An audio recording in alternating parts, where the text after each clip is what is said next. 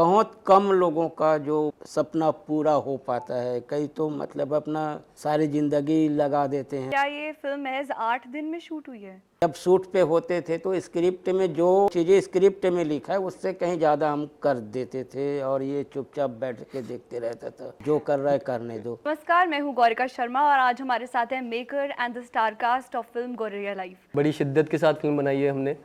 और मेरा ड्रीम था कि मैं जब 10 साल पहले बॉम्बे गया था तो अपना जब फिल्म का ट्रेलर लॉन्च करूँगा तो दिल्ली में करूँगा, क्योंकि मैं यहाँ से हूँ और बहुत सारी ड्रीम्स लेके गया था। तो वैसे हमने ट्रेलर देखा, वाकई गूज़बम्स आ गए। मतलब कि रियलिटी वाली स्टोरी है, बहुत टचिंग स्टोरी है। फिल्म के पीछे की वजह क्या है, स्टोरी के पीछे की वजह? बेसिकली क्या था कि हम बहुत टाइम पहले 5-6 साल पहले मैंने एक शॉर्ट फिल्म लिखी थी।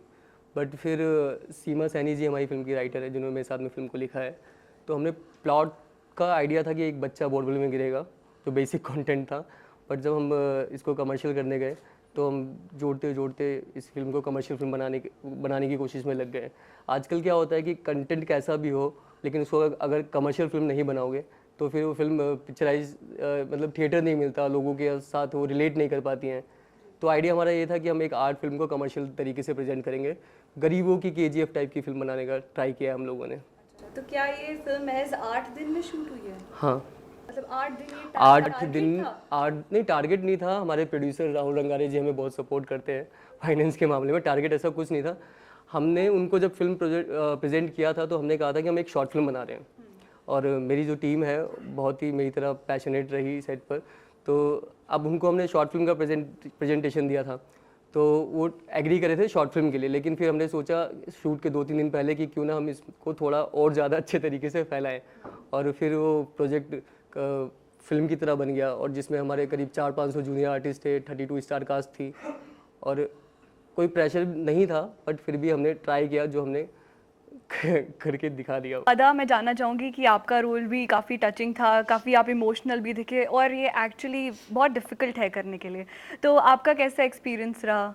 एक्चुअली बहुत सारे लोग होते हैं, बहुत सारे बच्चे होते हैं जो मतलब डॉल वाले क्यूट वाले रोल तो कर लेते हैं, बट जो पुअर फैमिली के रोल्स होते हैं एंड जो उसमें सबसे चैलेंजिंग था जो थी उसकी भाषा, बुंदेली भाषा मेरे लिए बहुत चैलेंजिंग थी। तो मेरा बहुत अच्छा रोल रहा। ये डिपेंड है मतलब जो बच्चे गरीब बच्चे बोरवेल पे गिर जाते हैं और फिर मतलब वहाँ पे इतनी ज़्यादा कोई उनकी हेल्प नहीं करता कि गरीब बच्चा है क्या कर, किसको क्या फ़र्क पड़ रहा है, इसके ऊपर है। तो ऐसे हम मामले देखते आ रहे हैं आजकल, हर महीने कोई नया मामला आता है कि कोई बोरवेल में बच्चा गिर जाता है और उसका रेस्क्यू ऑपरेशन चल रहा होता है। लेकिन कभी कभार ऐसा होता है कि स्टार्टिंग में ही लोग होपलेस हो जाते हैं, होप बिल्कुल छोड़ बैठते हैं। तो सबसे पहला स्टेप क्या होता है अगर ऐसा कुछ मामला हो जाए? सबसे पहले जो कंस्ट्रक्शन साइट्स होती है, जो वहाँ के बिल्डर की रिस्पॉन्सिबिलिटी है, जिन बोरवेल से पानी नहीं निकला है उनको भरवा देने चाहिए। वो बोरवेल खुला छोड़ देते हैं। और जो सर्वे के अकॉर्डिंग साल में कम से कम 2-2.5 हज़ार बच्चे बोरवेल में गिरने की वजह से मर जाते हैं। दिल्ली में सबसे पहला केस एक सामने आया था प्रिंस का, जो जहाँ से मैं इंस्पायर्ड हुआ था इस फिल्म को लेके। तो वजह बस यही है कि जो बिल्डर्स हैं, शासन है, प्रशासन है, उन सब चीज़ों को अच्छे से एग्जीक्यूशन में लेके नहीं आते कि बोरवेल खोदे गए हैं, अगर किसी बड़ी कंस्ट्रक्शन साइट पे तो उनको बंद किया जाए। एमपी में बहुत अच्छे इसमें अभी स्टेप्स उठाए जा रहे हैं। कलेक्टर गाइडलाइंस बन रही हैं कि जल्दी से बोरवेल भरे जाए, क्योंकि अभी रिसेंटली वहाँ पे 1-1.5 महीने पहले की बात है, 2 बच्चियों की डेथ हुई है बोरवेल में गिरने की वजह से। तो सब बिल्डर्स की रिस्पॉन्सिबिलिटी है कि वो अपने बोरवेल्स को बंद करें, क्योंकि कंस्ट्रक्शन जी हाँ, क्योंकि इसमें वो इमोशंस मैंने दिखाया हुआ है। क्योंकि कंस्ट्रक्शन साइट पे 300-400-500 लोग मजदूर लोग वहाँ पे रहते हैं। उनके छोटे छोटे बच्चे होते हैं, उनके पास घर नहीं होता तो वहीं पे ही रहते हैं। तो बहुत सारी चीज़ें हैं इस फिल्म के अंदर। Borewell, a part of borewell की एक वो एंगल है, वो हमने दिखाने की कोशिश की है। तो ओमकार जी, आपने पीपली लाइव में अपने किरदार से सभी के दिलों पर एक गहरी छाप छोड़ दी थी। इनफैक्ट जवान में भी जो आपका कैरेक्टर था काफ़ी ज़्यादा टचिंग और आई ओपनिंग था। तो मैं जानना चाहूँगी कि दोनों ही फिल्में आप तक कैसे पहुँची और आपका एक्सपीरियंस कैसा रहा, क्योंकि सोशल मैसेज आप हर फिल्म में अपनी देते हैं और इंस्पायरिंग रहता है वो। पिपली लाइफ और जवान, तो अब पिपली लाइफ के बारे में तो आप सभी को पता है शायद, जहाँ तक कि अभी तक कई बार मैंने बता चुका है। तो मैं थिएटर से हूँ, तो थिएटर से ही मेरा कास्टिंग हुआ था। अब जवान ऐसा हुआ कि लॉकडाउन के बाद में जब फर्स्ट लॉकडाउन जब चालू हुआ तो तभी मेरा उसमें कास्टिंग हो गया था।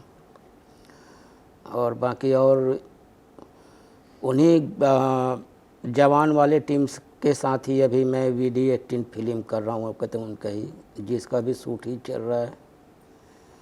और गौरैया लाइफ के लिए मैं सबसे पहले तो इनको गैब्रियल को बधाई दूंगा कि जो ड्रीम लेके दिल्ली से मुंबई गए और उनका ड्रीम जो है पूरा हुआ, और आज ये आपके अपने दिल्ली में ही आप दिल्ली वाले के बीच में बैठे हुए हैं, तो ये बड़ी गर्व की बात है इनके लिए और हम सब के लिए। जो हम एक चाहे वो एक्टर्स हो, चाहे डायरेक्टर हो, या जो भी हो, कुछ बनने जाता है, मुंबई एक माया नगरी, सपनों की शहर में, तो बहुत कम लोगों का जो ये सपना पूरा हो पाता है। कई तो मतलब अपना सारी ज़िंदगी लगा देते हैं यही स्ट्रगल करते कि मुझे ये करना है, लेकिन क्या करते हैं, क्या ज़िंदगी। लेकिन इनको एक तरीक़ा से इनका शायद कहे जाए ऊपर वालों ने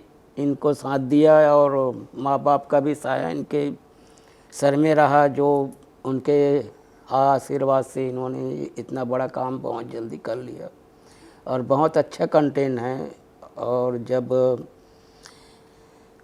29 मार्च को रिलीज होगा तो ज़्यादा बताने की तो ज़रूरत नहीं है। अभी हम अगर सारी चीज़ें बता दें तो देखने में भी मज़ा नहीं आएगा। तो हमने अभी ट्रेन से कैंपेन करते करते आए हैं, तो सभी को हमने एक ही संदेश दिया है कि भाई हमारी बेटियां खो गई है जिसका नाम गौरैया है, हम उसे ढूंढ रहे हैं। साथ में हमने ये भी संदेश दिया है कि 29 मार्च को फिल्म रिलीज हो रहा है, तो आप वहाँ जाके देखिए गौरैया कहाँ मिलती है। तो आपको भी अभी नहीं बताएंगे कि गौरैया कहाँ मिलती है, आप फिल्म जाके देखेंगे तब पता चलेगा गौरैया कहाँ मिलती है। कंस्ट्रक्शन साइट में तो गुम हुई है, लेकिन वो मिलती कहाँ है वो वहाँ पता चलेगा। अच्छा, तो फिल्म की शूटिंग से आप सब ने कुछ ऐसा सीखा जो आप अपने ऑडियंस को बताना चाहेंगे? देखिए, जैसे इन्होंने बताया कि फिल्म 8 दिन में कंप्लीट किया है, ऐसे इतना बड़ा फिल्म, मतलब कहे जाए कंटेंट बहुत अच्छा है, लेकिन फिल्म भी बड़ा है जिस हिसाब से इन्होंने बनाया है।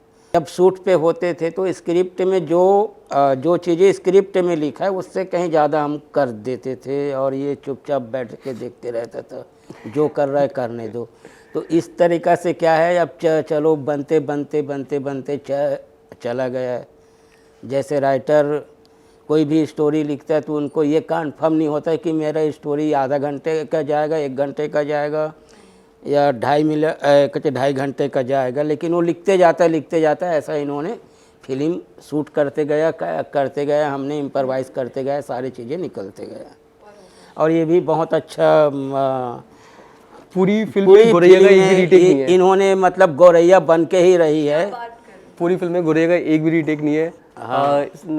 नथा जी का एक भी रीटेक नहीं है, सीमा सैनी जी का कोई रीटेक नहीं है, मैक्सिमम आर्टिस्ट का कोई रीटेक नहीं है। उस टाइम पे माहौल ऐसा क्रिएट हो गया था कि करीब 600-700 लोग एक एनर्जी में काम कर रहे थे। हम लोगों ने एक जगह पे पूरा फिल्म का सेट बनाया हुआ था, और उस सेट पे अराउंड 20 से 22 घंटे हम डेली के रह भी रहे थे और काम भी कर रहे थे, और वन गो में पूरा शूट किया था फिल्म को। I wish you all the very best for the film.